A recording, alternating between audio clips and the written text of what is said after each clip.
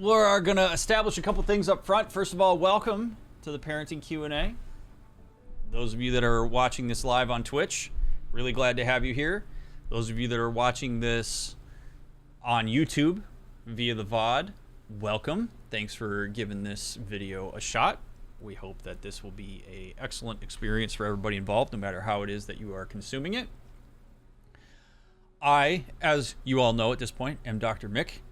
I am a licensed couple and family therapist in the states of Illinois and Nevada. My PhD is in human development, and a large part of understanding human development means understanding nurture, which parenting is a very large part of. And a lot of our social development and development as people stems from parenting relationships. And so today I'm going to be taking questions. Jared is going to be moderating, as he has with the relationship Q&As.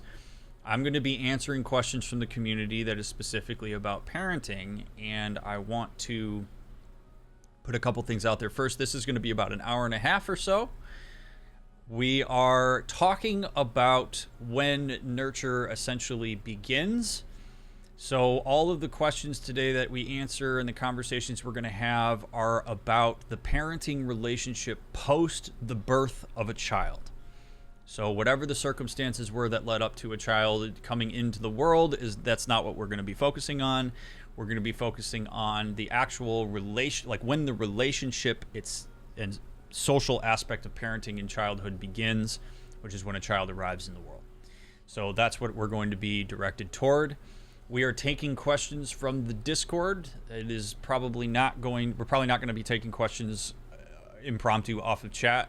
You are welcome to put a question in the Discord if you'd like. If you ask a particularly good question, or if we have time toward the end of this, we will get to those. But if you tag me in chat, I'm not going to see it. I'm not really going to be paying too much attention. You guys are welcome to talk amongst yourselves, obviously. If you have something that you want to ask and have Jared put into the Discord on your behalf, you can tag him. It is at JareOnAir. Jared, can you type something in chat just so people can tag you? And but don't tag me, because I'm not going to see it and I'm not going to pay attention to it. So Jared also was in my PhD program. Jared did not finish the PhD program, but he is, I think you said you're going to spend more time moderating today than chipping in the ways that you have for the relationship Q&A. So the goal of these videos is to bring my expertise as a therapist and as somebody who studied human development in a very in-depth way to the masses for free. I am not a parent. I'm sure there are going to be people that are going to wonder that. That doesn't mean I don't know how to talk about parenting. I work with parents clinically all the time. I also was a child, so I had an experience of being raised by parents, which is an important aspect of it, but is not generally what I draw from when I'm working with parents professionally. So I have been doing therapy for 10 years at this point, and a lot of my work has been with parents, and I've had pretty good success with that. So I'm going to share stuff from my experience and stuff that I know to be true from research and theory and all that stuff to answer these questions. I am not answering these questions from my personal opinion on things. Anything that I share has informed in some way, shape, or form by what I do professionally. So that's kind of the way that we want to establish the tone for this video. If you want to add anything, Jared, before we start, by all means do that. But otherwise, we're ready to roll here. You talk about time? Yeah, we're going to go until, for those that are here live, we're going to go until about 3 p.m. Pacific time. Gives us about an hour and a half. So we'll end somewhere right around there. And if we have enough questions to do a part 2, we'll do a part 2 at some point down the line. Then I have nothing else for you. Cool. You good to go? I'm ready. Let's go. All right. So we're going to start off with our first question here. I want a bit of a delay, so tell me when you can see the question. You're good. All right. It's not that much of a delay. Oh, okay, sweet. How much weight should be given to the parenting advice of a MFT, i.e. a theoretical expert, versus the parenting advice of actual parents/grandparents? This is a good question to set the tone with. because I think me and Jared were talking about this a little bit prior to the Q&A, that this is a good one to set the tone sort of for the rest of this Q&A. I have to establish kind of a few things with this, which is that the most common question I get when people wonder if I work with parents is, do I have to be a parent in order to give good professional parenting advice and to work with parents? And the answer to that is no, I do not. Parenting is a subjective experience. Everybody's child is different. Every parent is different. That subjective experience matters immensely. And I am not here to discredit the power of that subjective experience, because everybody's experience is unique in some way, shape, or form. But we have lots of people over the years that have dedicated their lives to studying a dynamic that quite literally all of us experienced in some way, shape, or form.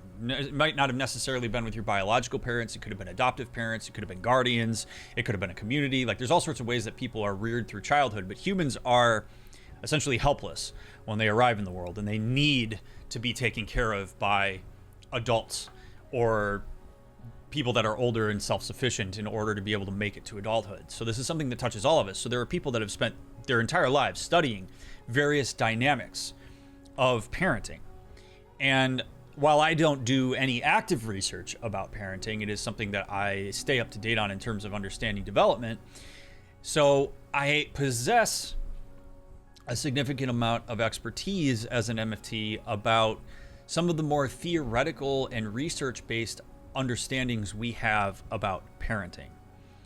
And that information is more likely to transcend parental context than the subjective experiences of parents and like grandparents when they provide information to you. I am not really interested in a MFTs versus parents and grandparents perspective on this, because I think both perspectives can be useful. I do think when push comes to shove, though, we are generally better off going in the direction of objective information over subjective information. And I am not bringing an agenda to the table as a therapist other than I want to help you be the most effective parent you can be. And I know of theories and constructs and research that supports what can help you be a successful parent, however it is that you may define that. So you will want to consider, when you become a parent, taking the advice of your own parents and grandparents with a grain of salt. You don't have to discount it entirely, but you have to understand that they are coming from their own subjective experience of being parents themselves, and that there is a limitation to that subjective experience that may not actually connect with your own experience with your own children. That's not to say that some theories and research aren't going to connect with your own subjective experience, but there's a lot more likelihood that I, as an MFT or another therapist, is going to be able to hit the mark more effectively because we have more of an objective experience of parenting. So I would argue that proportionately, if you're willing to see a therapist like an MFT when you become a parent, that's a huge A+ decision. Highly recommend it. It's a massive transition that people go through when they become a parent. I would proportionately weight what your therapist says, particularly if your therapist has a background in understanding child and human development like I do. I would weight proportionately more in the direction of your therapist over your own parents and grandparents. And it may mean that you need to set some boundaries with your parents and grandparents as it relates to that, but weight it more heavily in the direction of your therapist.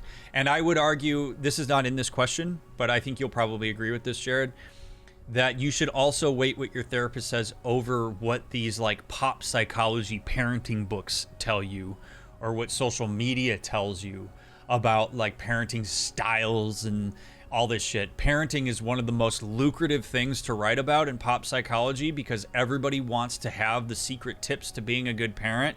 The fact of the matter is those books are written to sell copies of books. not to reach your specific subjective experience. And so what makes a therapist so unique and well equipped for this type of thing is that not only do I take all of the knowledge that I have as somebody who studied human development and relationship development and taught it for years, and I combine that with your subjective experience to create something that is tailored for you specifically and your goals as a parent. A book is not going to be able to do that. Your own parents and grandparents aren't going to be able to do that. A therapist is going to be able to do that, and that's a pretty great thing.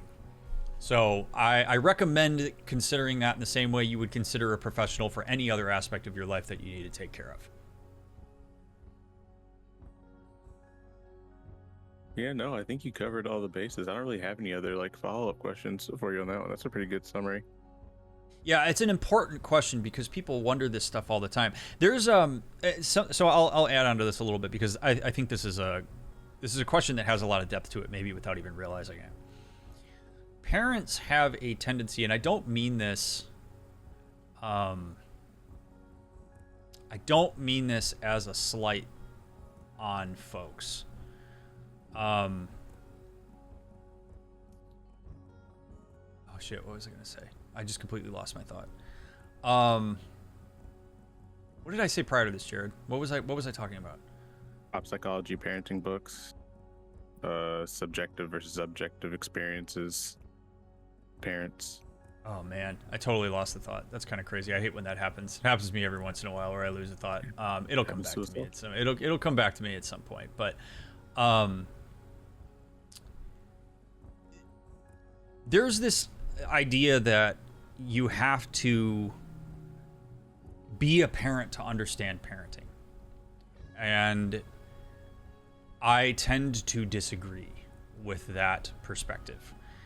Oh, I know it, and there we go. That's what I was going to say. There is a tendency for parents to become very defensive about parenting.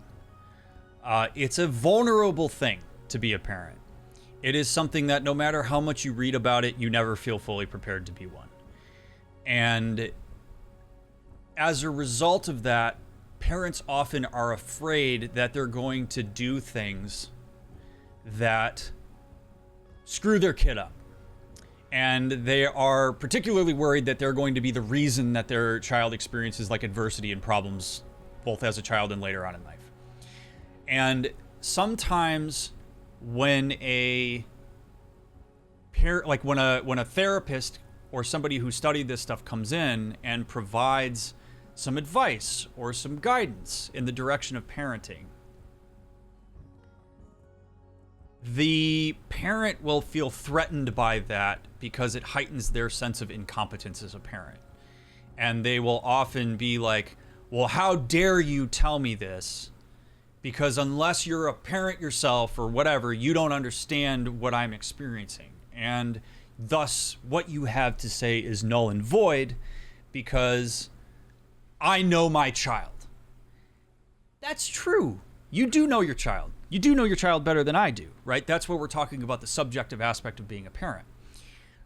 But parents who become hyper defensive of their parenting out of a space of insecurity often miss the mark on some of the things that they could be doing more effectively as a parent. My goal as a professional and as an expert is to help you harness your subjective experience of your child and of parenting and do better by integrating some of the things we know about how children are impacted by certain ways of parenting them. For example, like I weave an integrated attachment theory into a lot of my work with parents, and I can weave a subjective experience of what's going on with a parent and their children into attachment theory and create a really robust plan for how parents can consider certain things that they do with their children.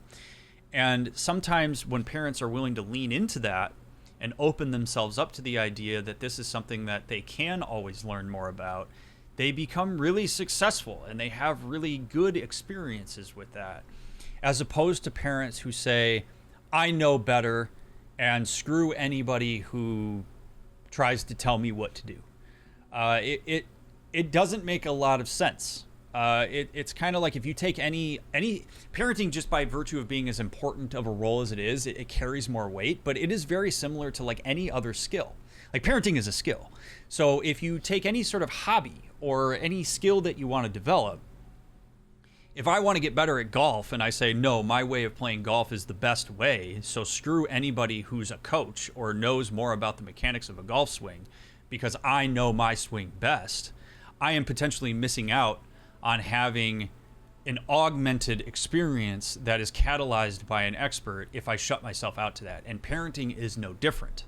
So it's a very difficult thing. A lot of parents really struggle with that. I often told my students as an MFT professor that parents are some of the most difficult clients to work with because of how vulnerable being a parent is and because of how defensive parents can be.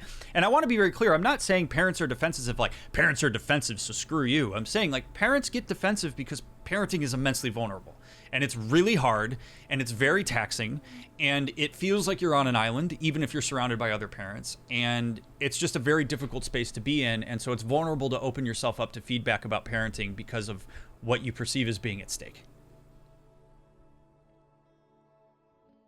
Yeah, I would say as long as you have like, a quote unquote, like good therapist, I think what a lot of parents worry about when they consider going to therapy or when they start going to therapy is they're going to get told how to be parents, but a good therapist is going to be collaborative and they're going to ask you questions about your parenting, ask you questions about how you want to progress, like what kind of parent you want to be, and they're going to try and help you get to that place. It is very easy to get somebody who might tell you that like this is what you have to do, and sometimes there are going to be situations where they might say, okay, yes, the thing that you are doing is actively damaging to your child, and you would do well to listen to it because that's not something that you say lightly to a parent, as long as the therapist you're going to has good boundaries and is coming at it from a collaborative perspective. But usually therapists don't want to tell you how to be a parent, they want to help you be a parent. Yeah, and I think that's something to keep in mind.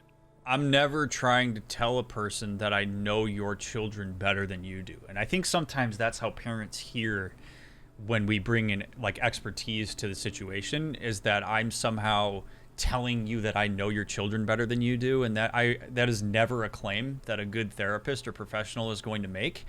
What I am saying is that I certainly understand development and certain theories better than you do because I went to school for it. In the same way that whatever profession you're in, you probably know the nuts and bolts of more than I do, right? But I am here, as Jared said, to collaborate and bring that expertise to help you see some of the consequences of the ways that you're choosing to parent so that you could be more informed about the decisions you make as a parent. Because I believe very much that parents coming at parenting from an informed perspective is a very important space. And because there is so much bullshit out there in terms of the parenting space of what you can consume, it's hard to know what's good and what's not, which is why turning to professionals like myself is a really smart decision because it can help you cut through that bullshit. So this is a really important question, and it sets the tone for today. When I answer these questions, I'm not ever going to claim that I know anybody who's watching this. I don't know your kids better than you do, but I do probably know more about child and human development and relational development than the majority of people who are watching this video, and that doesn't have to be threatening. In the same way that we look at coaches who know more about sports or acting or whatever as having something to offer. Yeah, you can have some coaches who are great players who are terrible coaches. Yeah, there are also therapists who are terrible parents.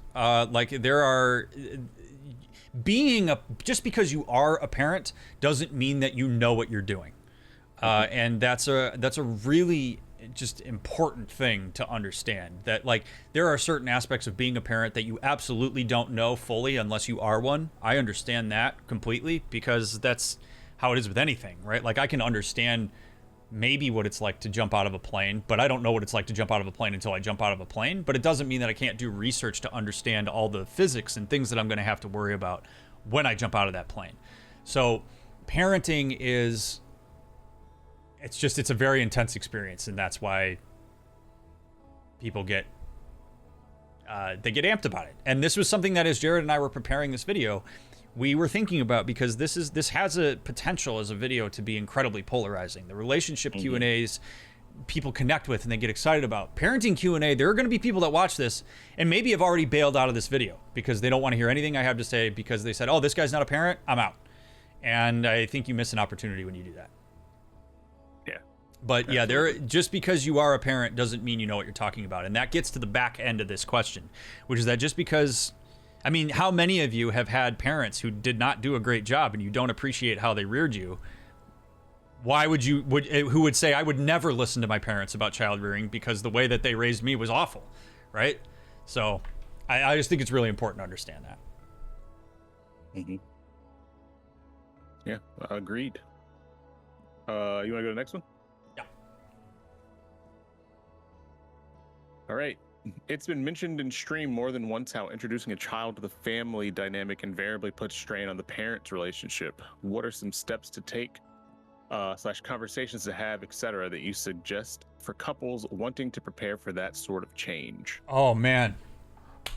This is such a good question, and this is one of the most important things that people could ever consider. We call it the transition to parenthood for a reason. Your relationship satisfaction, if you're in a committed relationship with the person that you're going to rear a child with, or people that you're going to rear a child with, your relationship satisfaction is going to drop. Like we have copious amounts of research to suggest that this is the case. Your life satisfaction may go up, particularly if having a child is something that you are super excited about and have been wanting for a long period of time.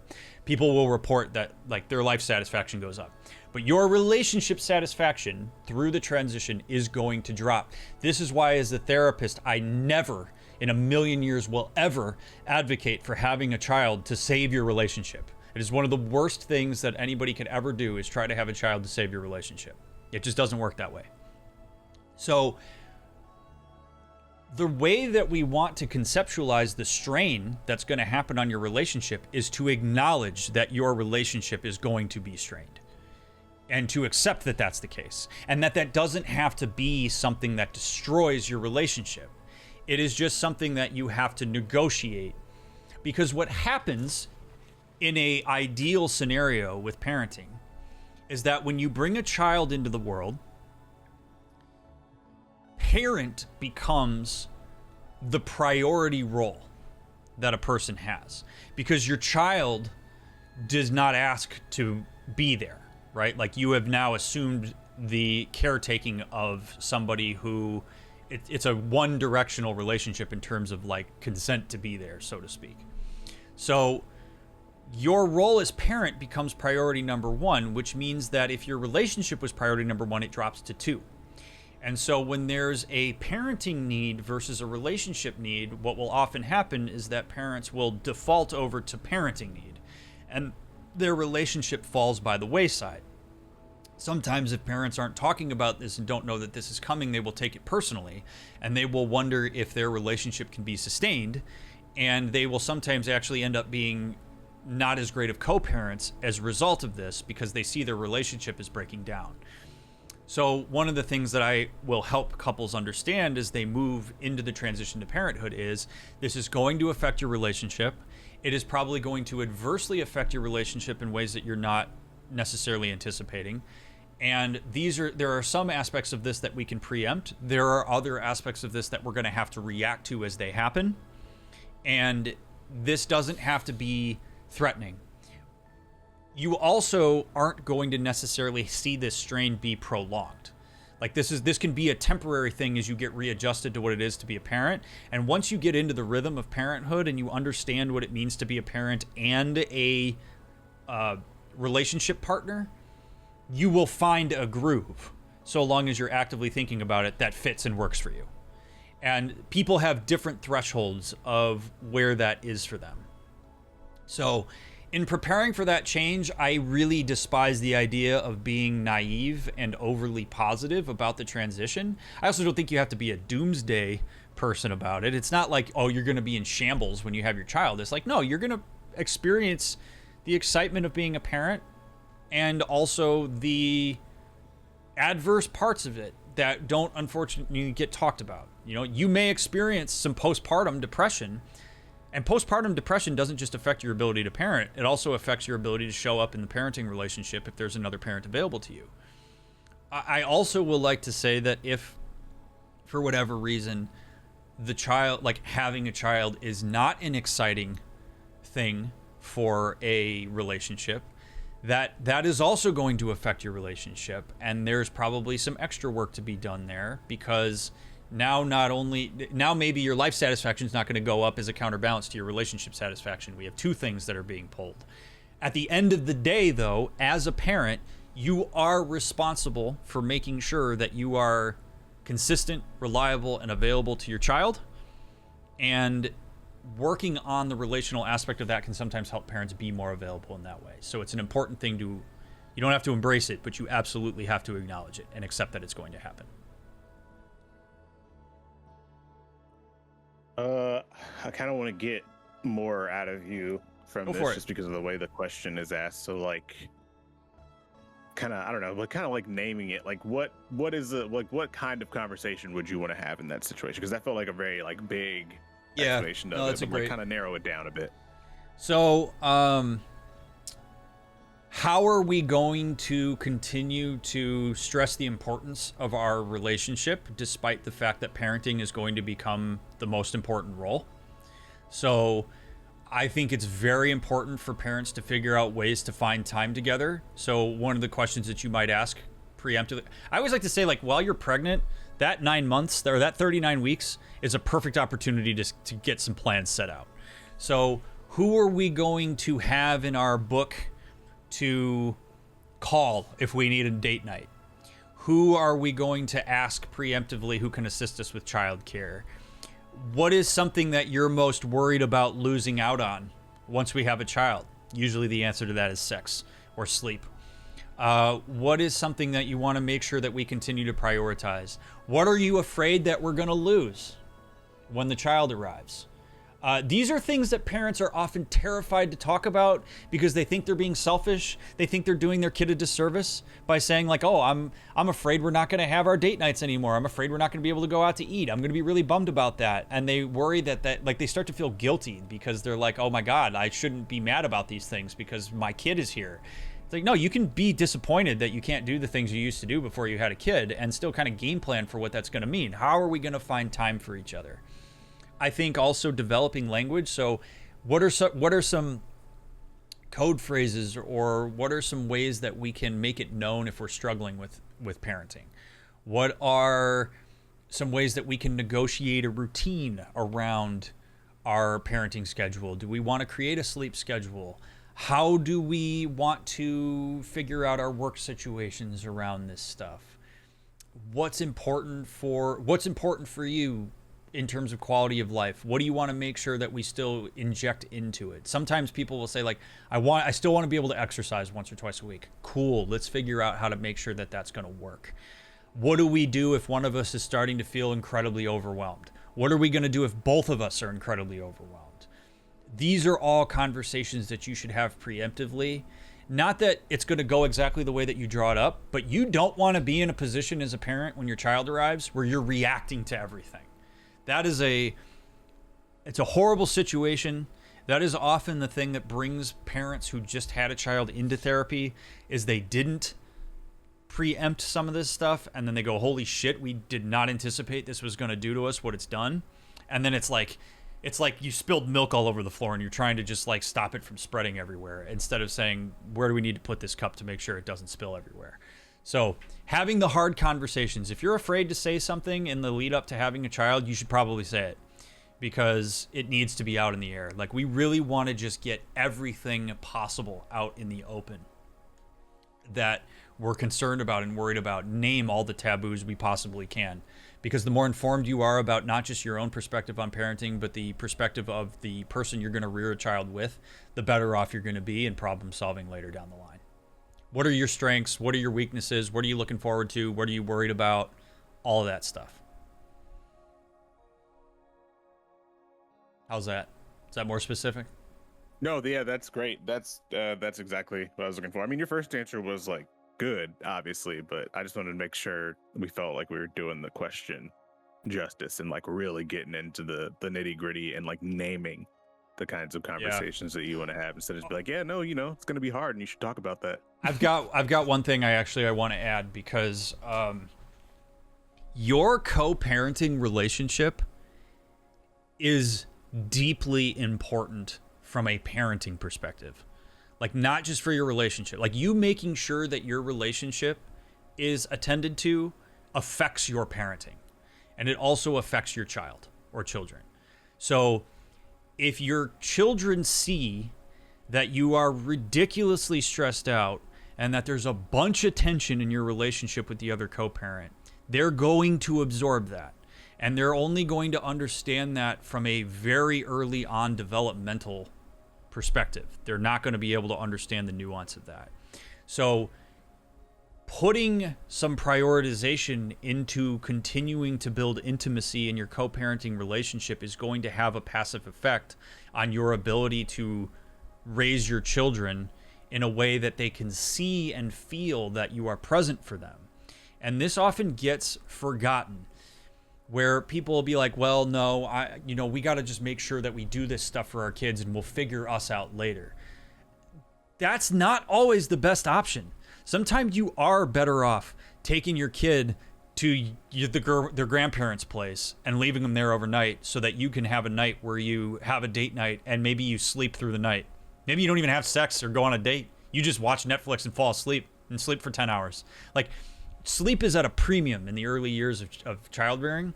And sometimes getting that can be really helpful because there's so many, like, your lack of sleep, your lack of eating well, your lack of communication with the co-parent, all of that stuff affects how effectively you're going to raise your child.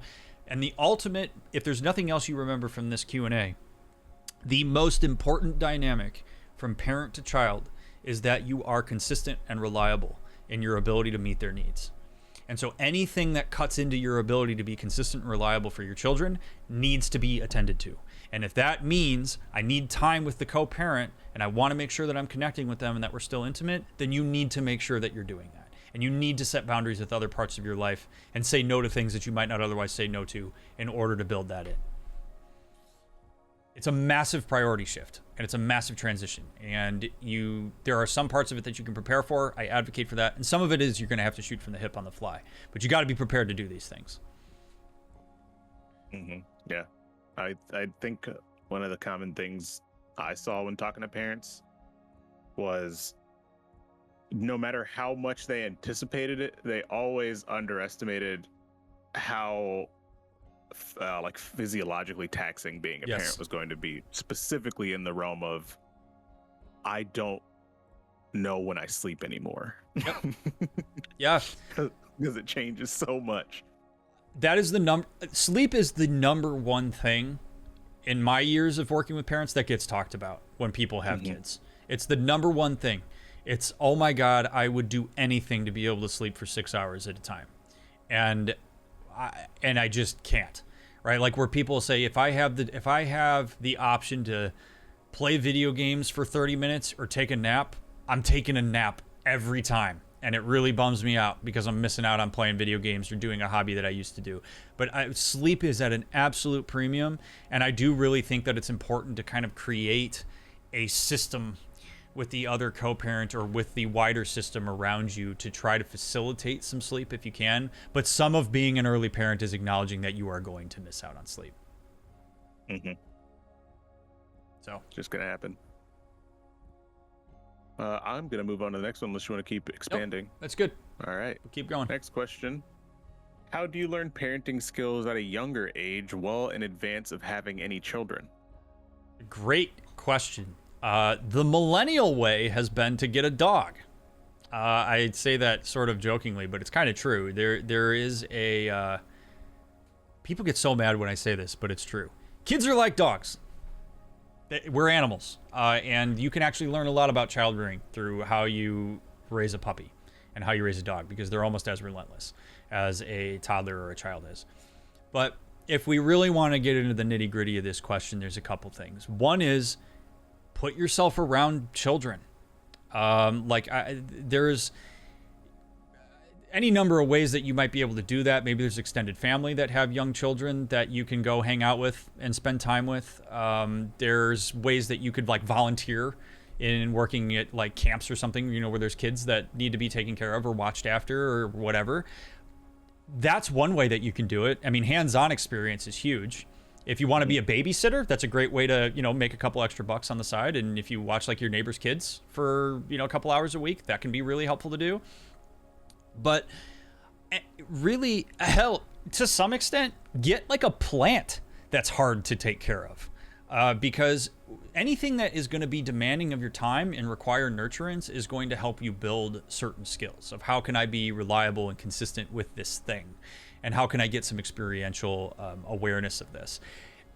Granted, you're not going to necessarily be able to get all the copious amounts of experience that you're going to gain just by being a parent. I mean, literally being a parent is the thing that's going to get you all the skills you need to be a parent. But be around kids. Be in a position to take care of something.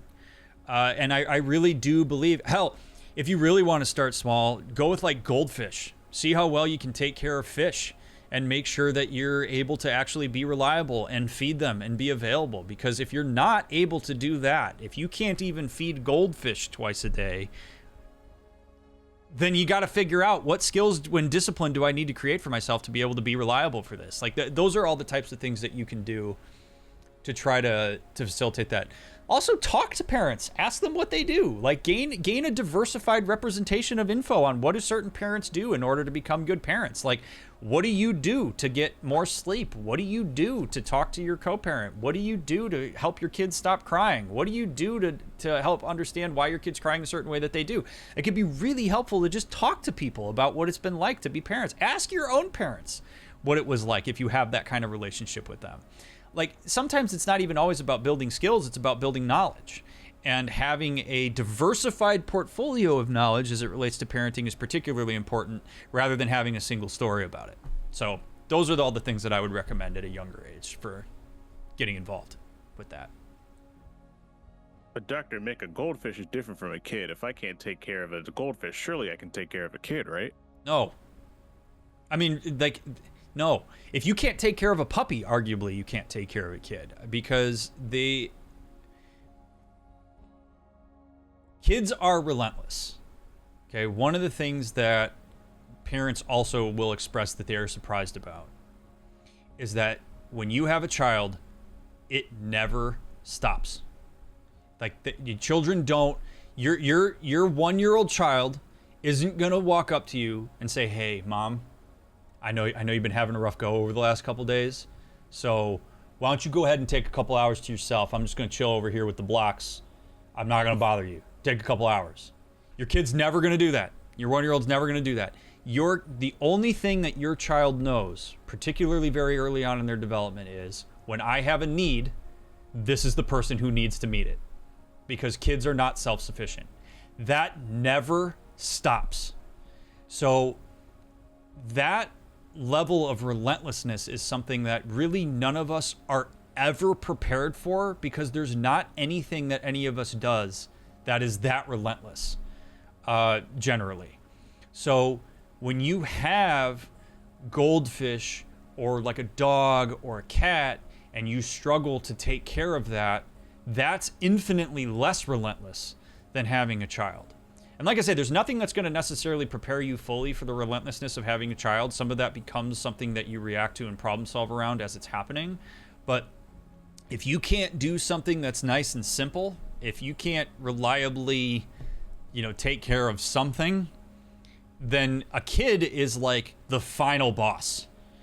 And if you're going in at level 1 if you don't do preparation on that. It's not to say you can't do it, but it's probably going to be that much harder of a transition for you.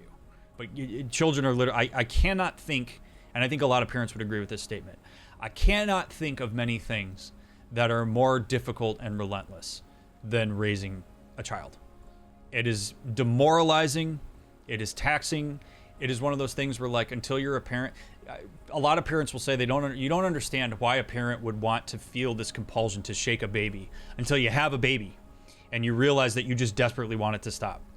And it's not that people will shake the baby, but you start to have empathy for like, I understand why people do this because it is relentless and I am tired and it won't stop. And your child does not have the cognitive understanding of anything to be able to meet you on that level. It's thankless. Kids are selfish. Kids need to be selfish. That's what they are. There's nothing wrong with that. And that's what you're signing up for when you're a parent. And it's really, really, really, really hard to navigate that. Yeah, I agree with everything. Yeah. I'd say the first route, I would recommend the first route would be talking to other parents before you go out and adopt a dog or something. Personally. But I think you learn a lot from those conversations. Like not even asking, I would recommend not even asking for skills. I would recommend talking to them about their experience of being a parent, and then that inform the questions that you want to ask. Yeah. How did you manage that? My suggestion for the first question or the first conversation. Agree. Yep. You learn a lot when you talk to people who are parents. You really do. Particularly people who are around the same age as you when you want to have children. Or if you're thinking about having children, like now, the people that are same age as you, because then it's a little bit easier to kind of relate to what it's like raising a kid in the current climate that you are thinking about having a kid in. Also, there's a tendency to ask parents, what do you like about being a parent? Because we like to idealize parenting a lot. You should ask parents what they don't like. What's your main struggle? What do you hate about parenting? What's the hardest part? Get a well-rounded understanding of parenting. Yeah, you can't just ask about the good. You have to know what the bad is like. Yep. And there's a lot of parents that will answer that question and go, yeah, no, you just put up with all the bad stuff because you're a parent and that's the greatest thing ever. And that's an okay answer, but it's not going to give you as informed of a understanding of parenting ahead of time. If your first conversation with somebody has them talking about how parenting is the greatest thing ever, you need to have conversations with more parents. Yep. Because that is just not how every parent experiences being a parent. Like, not every person is going to raise a child to adulthood and reach a point where they go, this is the greatest experience I've ever had. I wouldn't trade it for anything else in the world, because that is just not how parenting works for everybody. So if you have a conversation with somebody like that, great for them, but do not let that be your only conversation. It's not going to set you up for success, to be honest with you. Agreed. In my 10 years of being a therapist, I have had sessions where parents broke down crying the entire session because they were just so overwhelmed. I have heard parents say that despite the fact that they love their kid and they do everything they can to be a good parent, they regret the decision. I have had people say that having a kid was the best experience of their life. I've had people say they didn't want a kid initially and they're really glad that they have them. You never know what you're going to get, but Jared and I are in lockstep on this. Like, having a diversified understanding of what parenting can be is so important because it's okay as a parent to acknowledge that maybe you have some resentment to your kids, which really your resentment should be more directed toward yourself because it was a decision that you made, but that's a different conversation for a different day. But like that resentment piece, the disappointment piece, I didn't realize how many things in my life were going to fall by the wayside when I prioritized being a parent. These are all very real conversations. And if you do not want to enter parenthood with a bunch of naivete, you want to enter parenthood with as much information as you possibly can. And too many of us are like, I'm sure you, Jared, growing up in the South, and I grew up in Indiana, which might as well be the South, there is too much representation of parenting should be this thing that you just enjoy unconditionally. And that if you don't, and that if you experience any adversity, any disappointment, any frustration, any anger, any sadness, you're a bad parent. And that, frankly, is bullshit. It's a real experience that the more overwhelming majority of parents have. The thought, like, it's sort of like in a PhD program, a lot of people say you haven't really gotten a PhD until you've had that conversation with yourself of you wish you'd quit about 10 times. Parenting is very similar. There are parents that have the intrusive thought in their head. They go, God, I wish this kid would just go away. Or I really wish that this would stop. I wish I could just give them away for a year and catch my breath. These are normal thoughts to have. It doesn't make you a bad parent. And the shame that people feel around having that experience is really problematic, because often people will stuff it and they won't talk about it. And they'll keep experiencing the pain that comes along with that. You got to be able to talk about these things and process it. And the amount of relief that I see parents experience in therapy when we talk about the difficult aspects of it, and the times that you hate your kid, the time that you desperately wish that your kid would that you could just punt them out into the backyard and go get them whenever you're ready. Like, it's like, okay, yeah, of course you experience that. You're not going to act on it, but it's okay to talk about it. Mm-hmm. Also, if you're sitting there saying to yourself, man, I don't really know any parents I could ask questions about this because they're all busy being parents, let that be some more information for you. Mm-hmm. Mm-hmm. There's a reason why. Mm-hmm. But yeah, I've never really heard anybody describe it as relentless. You're the first person who I've heard use that term. Yep. But it really is accurate. Never stops. I'm probably going to start using it now. It's a word that it's fun. It's actually really funny that you say that, because it's a word that I use a lot when I'm talking with new parents. And over the last probably 5 years or so, I've had a lot of new parents on my caseload. And it's a word that whenever I use it, there is this just like, oh, that comes out. And we're like, oh, that's the word. That's the word, man. It just doesn't stop. And it's like if you were playing Dark Souls and you just had an endless supply of mobs coming at you. That's all it is. You don't get a chance to catch your breath. Or you get little mini spots to catch your breath, but you never get as much time to catch your breath as you want. Unless you have good boundaries and a really cool community around you to help you out. I tended to rely on overwhelming or all-encompassing, but I think relentless does a better job than both of those words, personally. Yeah. Well, this is a fun one to transition into then. As we get older, we start to see our parents in a different light, not just mom and dad, but as other adults. How do we navigate the relationship between parents and their older children, specifically the later teen years and adulthood? I have to acknowledge at the outset of this question that this is a very culturally bound question. And I think it was maybe the last relationship Q&A where you and I actually kind of started to talk about this a little bit. Mm-hmm. And we talked about just even subjective differences in our own life. Mm-hmm. It's a tricky one. And it's often a harder transition for parents to make than it is for the adult children to make. It's not necessarily easy for adult children to make the switch to seeing your parents as humans, but it can be a really difficult transition to make. We tend to idealize parents as children, even if we have bad parents, so to speak. Like even if you have like abusive or problematic parents, there is a idealization that happens, which is part of what makes abuse and problematic dynamics in parenting so profoundly harmful to people because of that idealization, because it creates a huge amount of dissonance. Regardless, when we get into adulthood and we start to realize that our parents really are just people like we are, they have faults, they have shortcomings, they have weaknesses, they have areas where they miss the mark completely, that finding empathy for the things that led to parents making decisions that hurt us as children is a huge exercise in cognitive flexibility. And it's one that not everybody is prepared for. Sometimes that takes a lot of work for people to get ready for that. Like anything in a relational endeavor, it's about communication. It's about boundaries. It's about understanding the limitations that a parent might have. There are some parents that will always see you as their child, that will just never quite be able to see you as an adult that's on a level playing field, and that is going to affect the dynamic that you have with them, and you sort of have to figure out how you want to respond to that. There are other parents that are open to the idea that they would like to have more of a friendship and a peer relationship with their children when they are adults. The tricky part about this is that in adult relationships, I reiterate this constantly, which is that nobody is entitled to another person. And that applies in adulthood, whether you are the adult child or whether you are the parent. That an elderly parent is not entitled to their adult children. An adult child is not entitled to their parent, to their aging parent.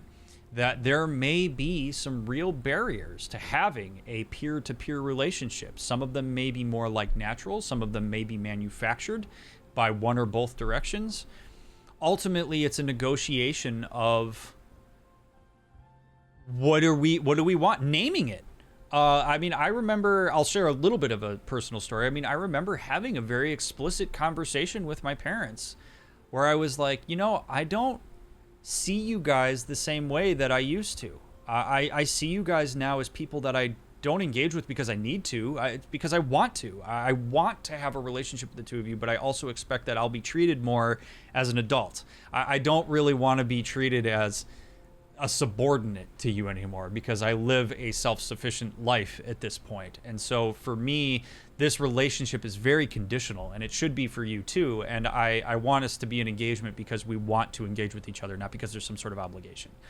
And that was a transition that each of my parents handled a little bit differently, but it required consistent conversations and kind of wiggling our way into it. It's not something that happens with a snap of the fingers and all of a sudden you're peer-to-peer. And there are some parents, again, that are open to that and some that are not. And there are cultural limitations to that sometimes. There's subjective limitations to that sometimes. But I think it's just important to name what you want as an adult, right? Like you can't just assume that your parents are going to get on board with that. If you want an adult peer-to-peer relationship with your parents, you need to tell them that. And you need to request that and ask if they're open to that and what that might mean for them and what might be difficult for them as it relates to that. But it's not. It's different from child to parent relationship to child parent relationship. It's kind of a subjective thing, but it requires a lot of communication and a lot of boundary setting and a lot of boundary adherence and a lot of testing things. And I don't mean testing things passively. I mean testing things overtly, trying certain things out. How about you let me pay for dinner this time, parents? Like that kind of stuff. It starts to neutralize that hierarchy because there is a hierarchy in parent-child relationships that has to be leveled out if you're going to have the peer-to-peer relationship that this question's referring to. Yeah, one thing I talk about with regard to this is I think sometimes empathy can feel like too strong of a word for people just because of the connotations with it. And like I know this is going to sound like a circular definition, but like if you can't bring yourself to get to a place of empathy, just try to get to a place of understanding, like purely for like mechanical reasons. Yeah. Like, oh, they did this because, X led to Y. Like, you don't necessarily need to understand the feelings behind it, but maybe you understand the motivation behind it instead. Because I think for some people, and especially with the ways in which they were raised or the relationship that they might have with their parent, empathy feels like a little bit too much for them. Yep. And I totally understand that. But, think of it as just a more way of gathering more information and more knowledge to kind of help you out. There is I really love that you said that because there's a developmental reason why you want to do that, if you can. At the very least for the mechanical reasons that Jared's talking about. When we are children, we are egocentric in the way in which we conceptualize the world, and that includes our parents' motivations for things. And this isn't a slight on children. This is a reality of brain development, that children do not have the ability to conceptualize abstractly and empathize in a really deep way. They use inductive reasoning for understanding parental behavior. And we carry that inductive reasoning into adulthood just by virtue of the fact that we don't get that diversified understanding of our parents. So that's what we carry with us unless we're willing to do the work to try to break that down and turn it deductive. So what Jared's referring to is important because not only does it give you an understanding of your parents, it helps you deconstruct the inductive reasoning you had for why your parents may have done something that they did. Where a child says, for example, my parents were not available to me as much as I wanted them to be because I was a bad kid, because I was weird and I was bad. That would be an inductive reason why a child might understand their parent is not being available to them. And then later on in adulthood, you have a conversation with your parents about it to try to understand that. And it's a very vulnerable wound. And your parents say, yeah, we had to work a lot to be able to provide for you and to be able to make it so that you could play your sport or do your activities or go to your friends. And we regretted immensely our ability not to be there, that we couldn't be there. I hate that I couldn't make it to your volleyball matches as much as I wanted to. And it had nothing to do with you as a person. It had everything to do with our financial circumstances. Or maybe your parent was in a sandwich between you and their own parents and had to take care of their own parents, and they didn't want you to have to see that. And there's all sorts of reasons that could be the case. Well, when you get that explanation from your parents, it doesn't change the fact that it was hurtful as a kid that they weren't at your stuff, right? Like, that can still exist. But it breaks down the personalization that you made as a kid that you carry into adulthood, and it helps you create a more sophisticated narrative. And you start to ask yourself, oh, so if it wasn't about me and it was about circumstance, then what do I want to create as a narrative about myself? Maybe it's not that I'm a weird person. Maybe it's that I'm a person who's passionate about the things that I like, and I just had parents that couldn't be available to me. And so what does that mean for me someday if I want to be a parent? What does that mean for how I want to communicate with my kids? What is this something that I want to redo in terms of like what I experienced versus what I'm going to bring to the table as a parent? That's why it's so deeply important to have these conversations if they're available to you. You do not have to empathize with them. You don't even have to agree with their decision. But understanding it allows you to have that more deductive adult understanding of your relationship to them when you were a child than you're capable of having when you're a child. There's also a chance, if you're one of those people who thinks I don't have that conversation available to me, when you approach it from that perspective of like, I just want to have understanding of what went on, as opposed to like, I want to have like a huge empathetic like breakdown of what was going on, the parent might be more open to that, because if they're like, oh, we don't really have to like make up or anything, you just want to know why I did what I did. Hell yeah, I'll tell you that. That's not a problem. We can have that conversation easy. And then you get the information, and then you dip and go back to having the same relationship that you had before. Yep. So even if you think it's not available, there's a chance it might be. Yeah, I mean, even if it means hearing something that's not going to be fun to hear, right? Like if this is not true, but like if I said to my dad, why didn't you come to my golf matches? If my dad says, because I hate golf and I didn't want to watch you play golf, it was boring, right? Like, that sucks. But at least now I can let that be my dad's narrative instead of me making it about me, saying like it must have been because I'm bad at golf, or my dad was disappointed in me, or my dad didn't care about me. It was, no, my dad just hated golf. It had nothing to do with me, right? Like, maybe my dad had a hard time sharing interests with me or whatever it is, but it changes that immensely. So opening yourself up to the reality of the answers and giving that preempt is deeply important. From a narrative perspective, I'm huge on that idea. And if you're the parent, because this is a parenting Q&A after all, if you're the older parent with adult children and they ask you these questions, be clear about your boundaries as it relates to this. If you have certain things that you don't want to share, there may be some ramifications for your desire not to share it. But one of the things that I think is important for adult parents, or for like elderly parents to say to their adult children, is you can ask me whatever you want, but only ask me if you want a truthful response. So don't ask me anything that you're not prepared to hear the real answer to, because sugarcoating or saying to your kids what you think they want to hear as opposed to the reality when they ask questions as adults is going to cause more harm than good. And if you're the child, be ready, be prepared for that, right? Like, if you're going to ask a question, if I'm going to ask my dad, why didn't you come to my golf matches? I can still be hurt by his answer, but if I get shitty with him about his answer after he told me the truth, that's not fair to my dad. My dad came to my golf matches. I love my dad, but I'm just using that as an example. I would probably say, adding into that, you also want to make sure you tell them, I can refuse to answer any question you ask me. Yes. Just because that cuts. I mean, that cuts some of the ambiguity. Obviously, there's going to be some because they ask a question and they don't get an answer, so there's ambiguity there. But you saying, I don't want to answer this, could also give them more information. Like, all right, well, probably a good reason why.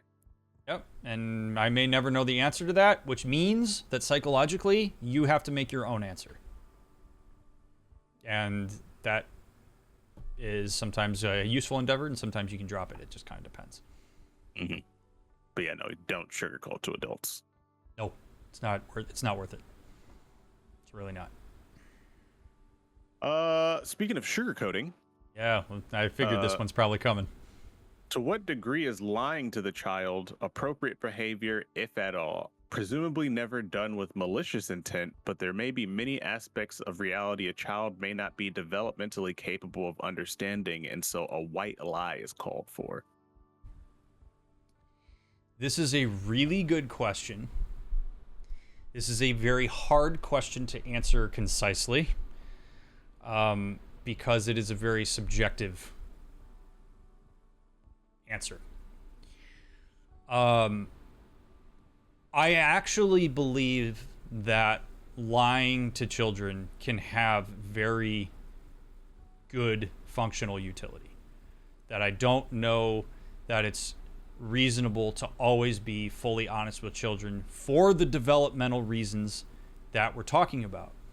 And so this is going to lead me to preempt this answer by saying a statement that I have said countless times in my 10 years as a therapist, which is that children are not little adults. Adults are big children. So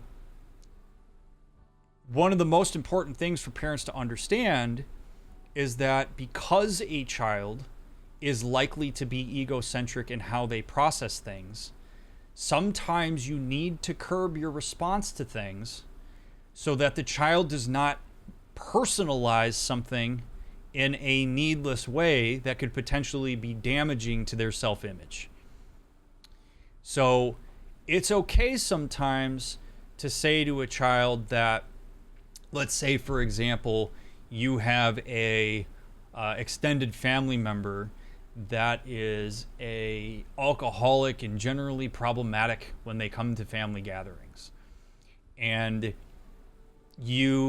that family member shows up, that family member starts getting into the problematic stuff that they generally get into in family gatherings, and you remove yourselves and your children from that context. And your kid says, "Why did we leave?" If you say to your kid, "Well, you know, your uncle's an alcoholic and he's abusive and he's this and this and that," a kid's not going to necessarily understand how to process that. They don't understand these concepts in a very profound way. And sometimes a parent may just need to say, "Well, we're all very tired and it's time for us to go." And this did, we didn't, and the child might think, "Well, you left because I said something or I did whatever." It's like, "No, we didn't leave because of you. You're not the reason that we left. We're glad that you're with us. And we just needed to leave because we're tired.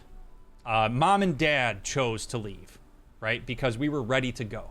Like, that is a lie, but it's a lie that is developmentally sensitive to your child. As children get older, you can start peeling layers back a bit. Like when you start getting into your teens and you start to be able to build these abstract connections, you start to be able to think more hypothetically about stuff. You understand conceptually how human dynamics work because you've been immersed in more relationships.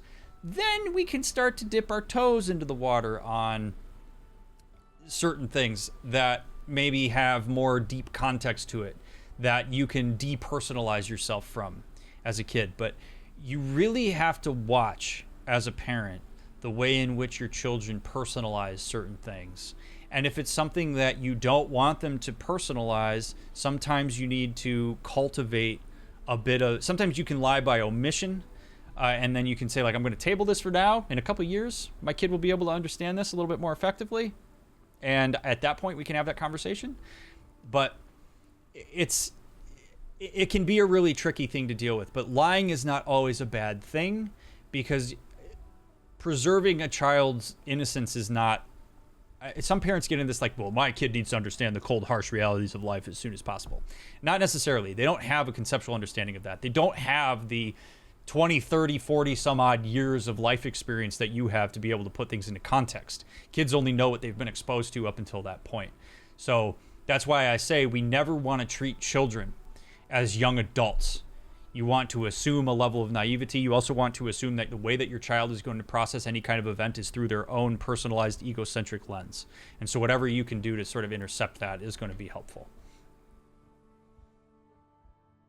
Someone asked, like, when do you kind of make that decision?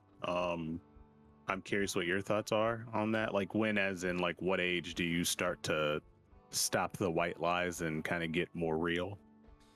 It's gonna depend by child, but I think that when your kid starts asking more sophisticated questions, they will sort of show you that they're starting to connect wires that they didn't used to connect. One of the examples that I think is like the easiest example is like Santa Claus, right? Like that's a lie that, and the Tooth Fairy, those are lies that are easy for parents to perpetuate. They seem relatively harmless, right? And when a kid starts to say things like, well, who's Santa Claus? And you're like, oh, it's just this guy or whatever, right? But then when your kid starts to say like, why does Santa Claus's handwriting look like Dad's handwriting? Right? When they start to make these more sophisticated connections, then you start to cultivate a little bit more of these sophisticated conversations with them, and you kind of feel it out. Usually you're going to start seeing teenagers ask more questions, maybe early teens, mid-teens, absolutely late teens and early 20s. Like that, because the brain starts to develop at a pretty rapid pace when we start to be able to make these abstract connections. And so at that point, kids start to be able to see through lies. Like if you say like a functional lie to a kid and they just kind of go, okay, and they move on, cool, right? If you say something to a kid and then they really kind of press, and it seems like they're really critically thinking about what you're saying, and something's not adding up, and they start poking around, that's usually a pretty good indication that your kid is starting to have some of the wheels turn, where you may need to be a bit more in depth with how you describe things.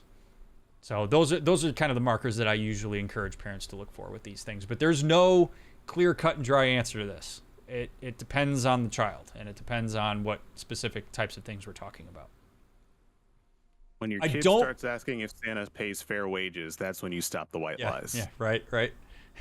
It's a good indication. When your kid says, "Why doesn't Santa visit the poor kids?" Stop perpetuating the lie. But that was a question I had early on that made my mom freeze. So.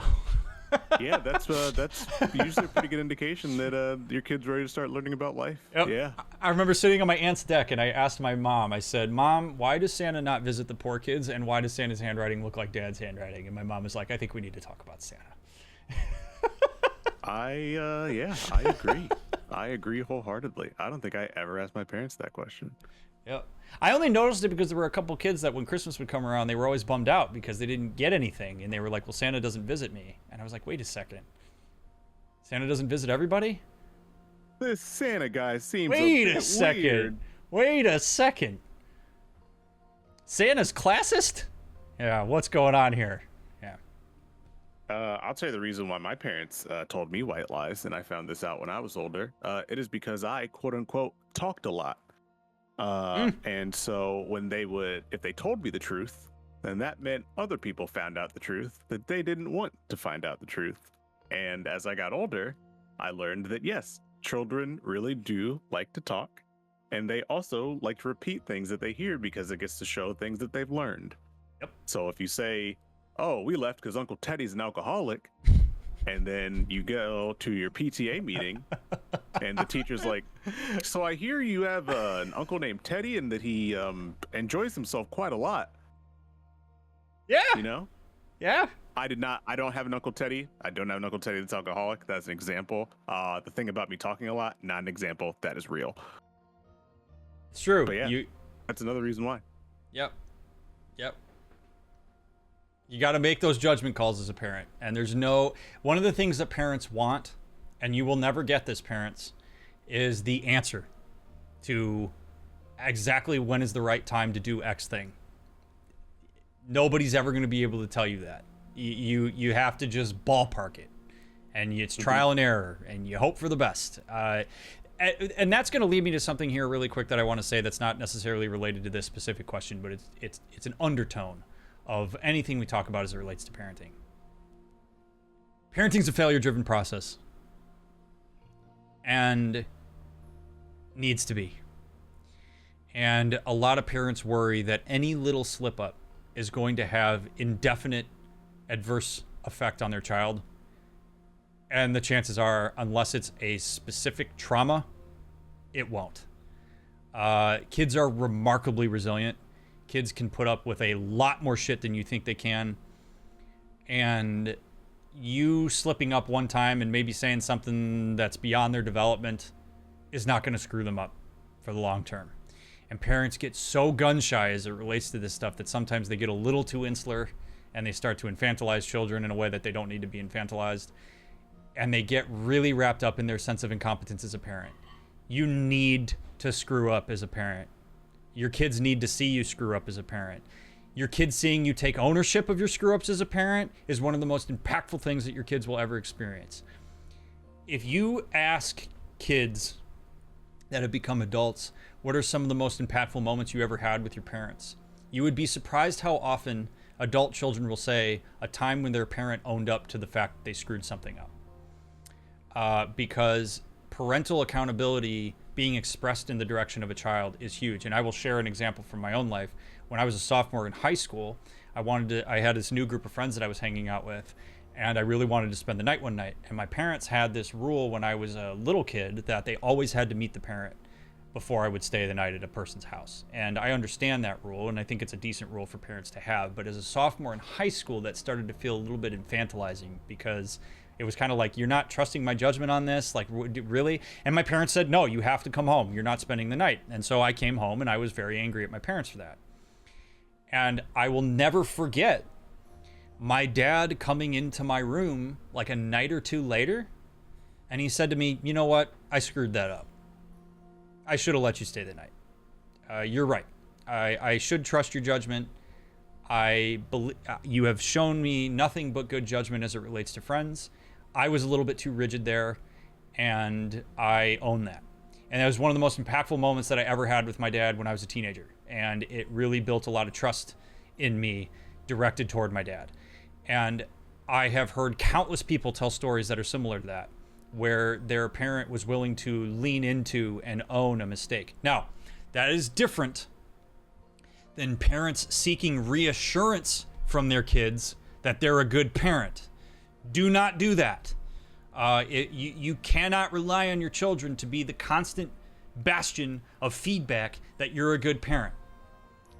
That is different than what I'm talking about. But owning up and taking accountability for times where you recognize that maybe you missed the mark as a parent is truly impactful on your children, especially in the teenage years. A lot of parents try too hard to save face because of that sense of incompetence that we've been talking about. Incompetence is a common theme of parenting, by the way. You almost always will have a sense of incompetence as a parent.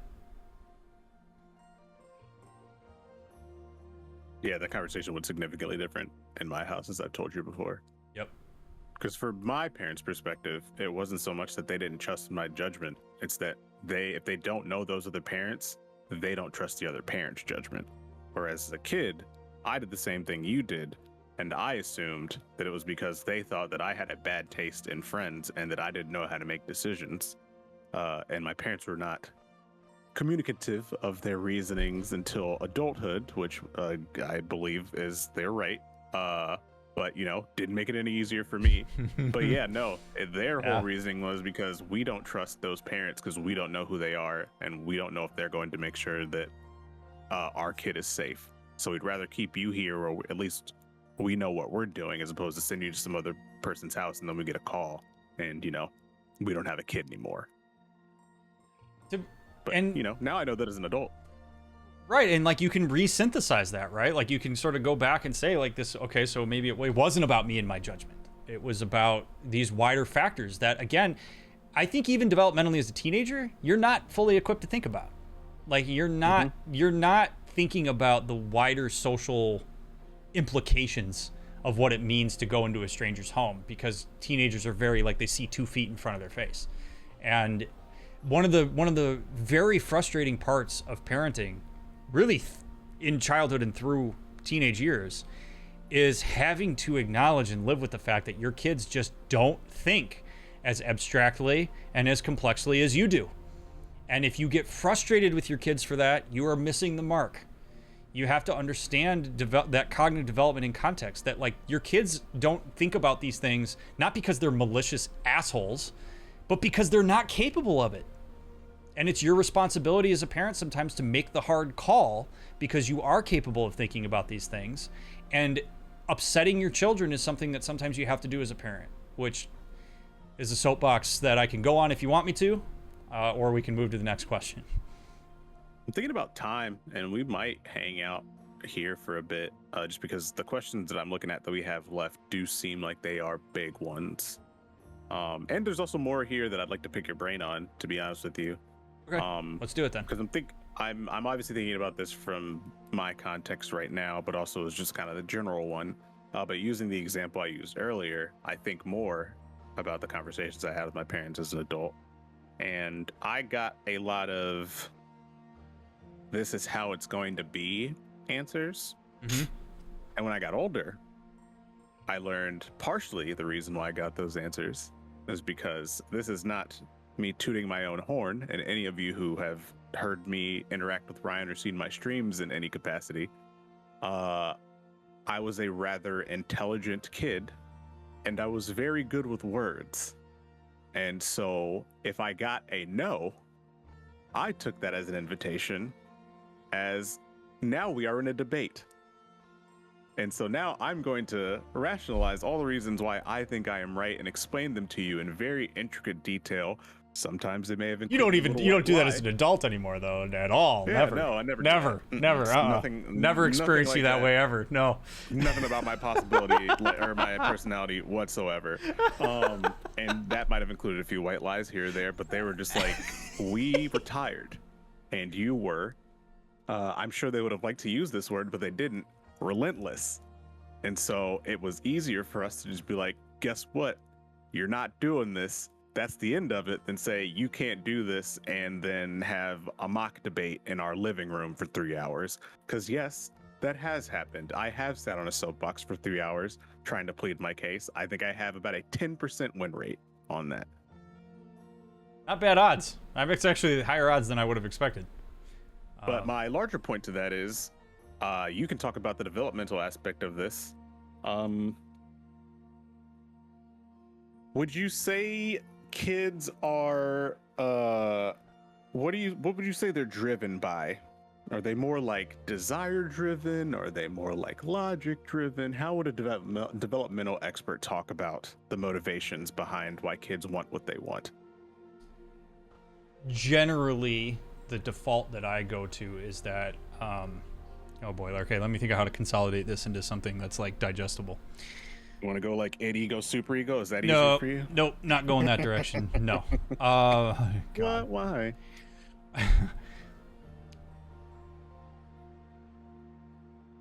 Our existence as humans is a negotiation over time of connectedness versus autonomy. And when we first come out as children, we are all about connectedness.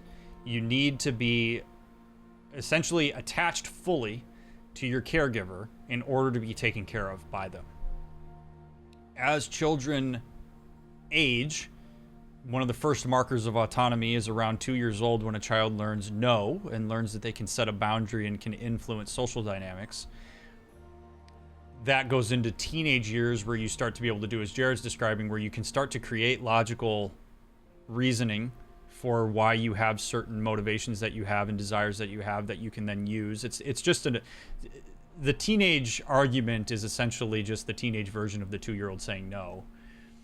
And what we're trying to figure out as we develop, particularly through the first 20 years of our life, is to what extent am I connected and to what extent am I autonomous?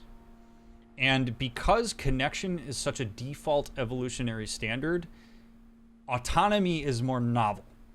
So there is a lot more exploration of autonomy, and connectedness tends to be taken for granted. So when a child, what I say to parents all the time of teenagers is that when your child is debating with you, it's not about you. It's not about your child being an asshole. That's how teenagers learn to process abstractly. That is literally your teenager's brain developing an ability to form a cogent argument and to create logical conclusions and to get into the abstract and to think hypothetically.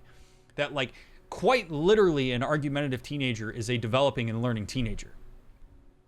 So when you approach things like that as a learning endeavor and as a developmental endeavor, it depersonalizes it as a parent, where you can say, okay, this is my kid just trying to learn how to logically reason things. So the motivation is, I want to figure out how to flex my autonomy. I see a level of autonomy represented amongst my peers, and that is something that I want to match. I want to be sort of self-sufficient and fly and do my own thing and trust my own judgments, and see myself as separate from parents, because really that's a developmentally important thing for any species to do.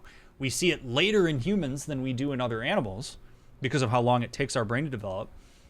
But it's a part of being an adult that you do have to learn to fly, essentially. And so these are experiments in flying. I think about the no for a child, like for a 2-year-old, as being the first time that a bird tries to fly out of the nest. It's not. I'm not testing my parents personally, and this is why it drives me nuts when parents say that their little kid is being manipulative. No, they're not.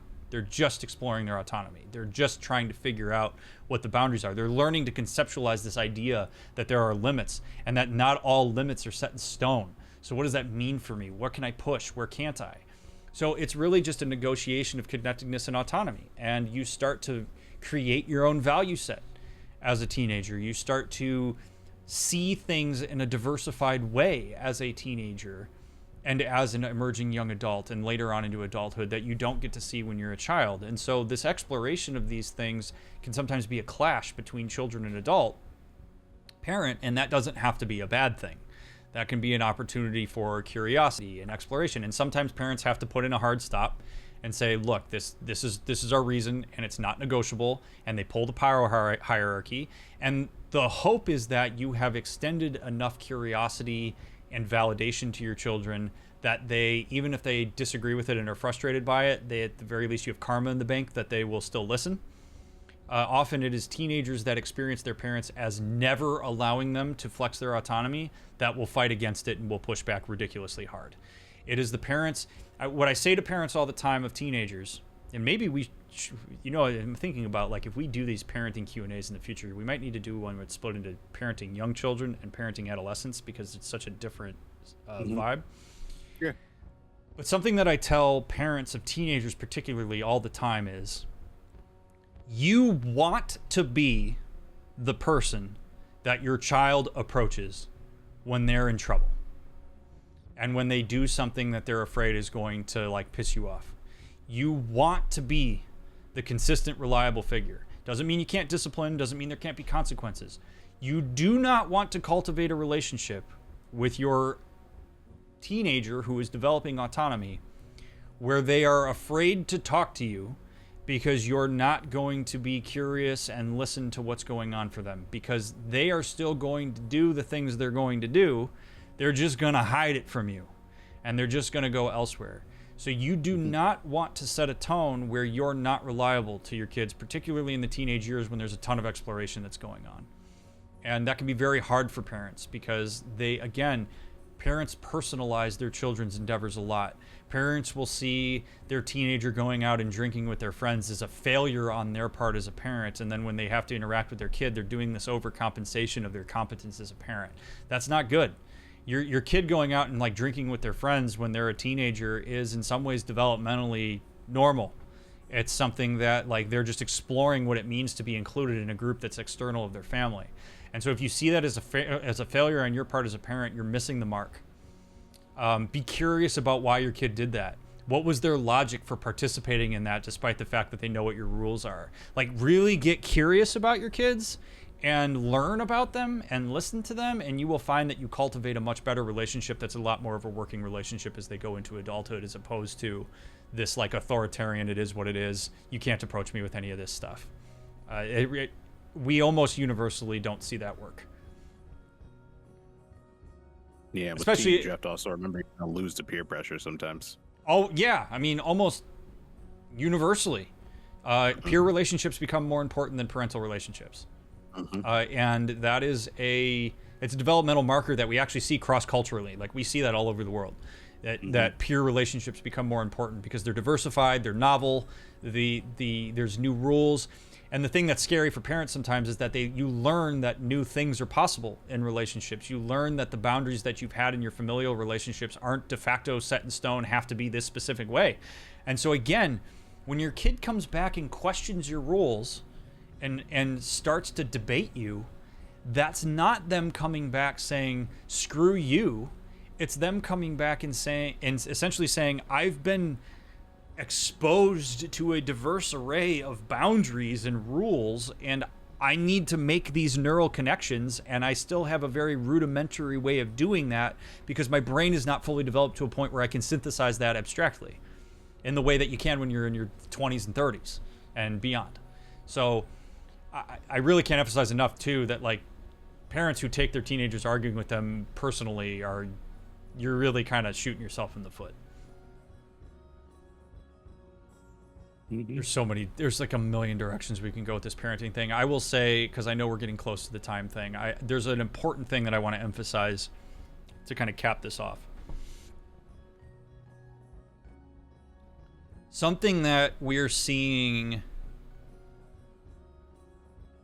more often over the last, I would say maybe decade or so, is a aversion to parental discomfort that has blowback on a child's development. Kids need consistency and structure. They need rules. They need to know what's expected of them. And they learn those boundaries and those rules through the reinforcement of those boundaries and rules via consequences. There is a widespread parental aversion to implementing consequences because it makes your kid uncomfortable, and because your kid squirms, and because they don't like it. When kids are experiencing adversity or pain or frustration or whatnot, it's hard to watch as a parent. You don't want your kid to be uncomfortable. You don't necessarily want your kid to be struggling or frustrated or whatever it is. But your kid has to learn how to navigate that.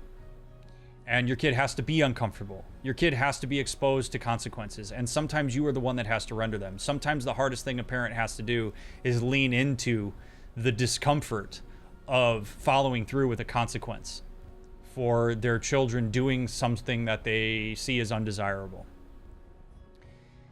So if you undercut your own boundaries and your consequences as a parent because of your own discomfort and anxiety, you are creating a situation with your kids where they will learn that your boundaries don't matter, because a boundary is not a boundary unless you follow through with the consequences for that boundary. So parents who are averse to their own discomfort and and particularly parents who seek reassurance from their children about their discomfort, it creates a real problem for your children later in life, because sometimes parents will get resentful that their kids have this like sense of entitlement and that they just blow through boundaries. And it is often because you didn't follow through with the consequences, and because you allowed your own discomfort to undercut the power you have to create those consequences. And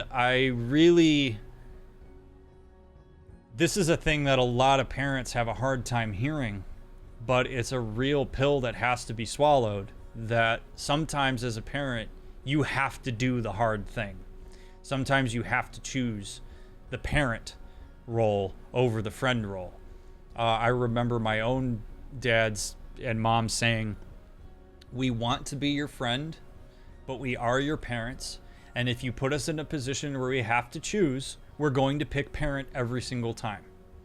And that is something that I think a lot of parents, I've heard other parents use lines like that, and I really think it's an important thing for parents to understand. You can't let your own discomfort prevent you from doing things that are good for your child, and that includes allowing them to sit through adversity, and that also includes discipline, it includes consequences, it includes all these things. Your kids do have to learn that there are consequences for certain actions. So that's a thing I'm very passionate about, and is something that I think really separates sometimes parents who have outcomes that are more in line with what they're hoping for in their kids versus parents who are frustrated by being parents is they often get in their own way. You can trace just about any issue with a child back to the ways that they were nurtured by their parents. And that's not to blame parents necessarily for behaviors that children are accountable for, but you do play a role in that stuff. And sometimes I have to look at parents and say, yeah, it's because you're not creating a system of accountability. Like, your kid's acting this way because they learned that they can. And you are undercutting your power at every possible way because you're afraid of making them uncomfortable. And you're afraid that they're going to be mad at you. Sometimes your kids have to be mad at you. So don't let your sense of incompetence as a parent get in the way of you being a good parent.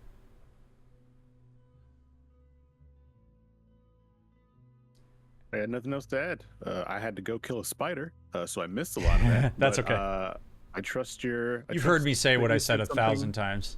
It was good. Yeah. I'm pretty sure it was. But that's all we'll do for today because of the time boundary.